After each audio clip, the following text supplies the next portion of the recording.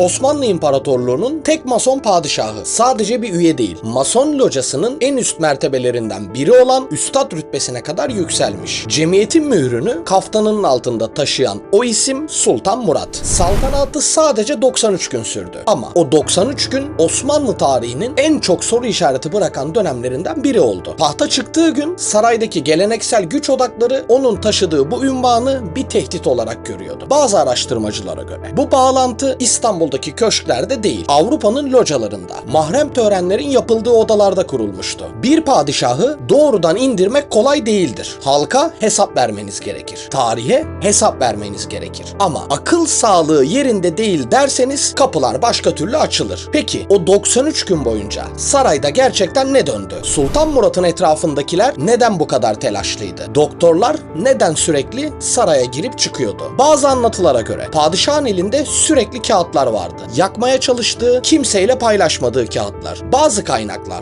onun ciddi bir sinir krizi yaşadığını söylüyor. Amcası Abdülaziz'in tahttan indirilişi ve birkaç gün sonra şüpheli şartlarda ölümüne tanık olmasının ardından bu olay dönemin ifadesiyle genç padişahın ruh sağlığını derinden sarsmıştı. Ama bazı araştırmacılara göre bu delilik hikayesi perde arkasındaki gerçek nedeni örtmek için kullanılmış olabilir. Çünkü bir padişahı sadece üyelik yüzünden indirmek devletin Avrupa ile ilişkilerini riske atardı. Oysa akıl sağlığı hiç kimseyi suçlamadan, kimseye hesap sormadan bu işi halledebilirdi. 31 Ağustos 1876'da Şeyhülislam akli dengesi yerinde değildir fetvasıyla Sultan Murat'ın padişahlık görevine son verdi. Yerine Sultan Abdülhamit getirildi. Bu değişiklikle beraber Osmanlı'nın rotası da değişti. İmparatorluk artık bambaşka bir otoriteyle, bambaşka bir çizgiyle yönetilecekti. Saray içindeki dengeler bir gecede alt üst oldu. Sultan Murat tahtı kaybettiğinde o 93 gün sadece bir padişah değil, belki bambaşka bir geleceğinde kapanışıydı. Ama soru hala ortada duruyor. Sultan Murat gerçekten akıl sağlığını kaybetmiş miydi? Yoksa taşıdığı bir sırrı saklamak için deli mi ilan edildi? Tarih bize kesin bir cevap vermiyor. Belgeler, hatıralar ve dönemin tanıklıkları çelişkili. Bazıları gerçek bir hastalıktan bahsederken bazıları bunun bir örtbas olduğunu iddia ediyor. Ve belki de gerçek ikisinin arasında bir yerde kayboldu. Sultan Murat gerçekten ruhsal bir çöküş yaşayan talihsiz padişah mıydı? Yoksa Osmanlı'nın en gizemli siyasi operasyonlarından biri mi oldu? Aradan geçen 150 yıla rağmen bu sorunun kesin cevabını hala bilmiyoruz. Sizce Sultan Murat gerçekten akıl sağlığını mı kaybetti, yoksa tarihin karanlıkta kalan sırlarından birinin kurbanı mı oldu? Görüşlerinizi yorumlarda paylaşmayı unutmayın. Sıradaki videoda görüşmek üzere. Hoşça kalın.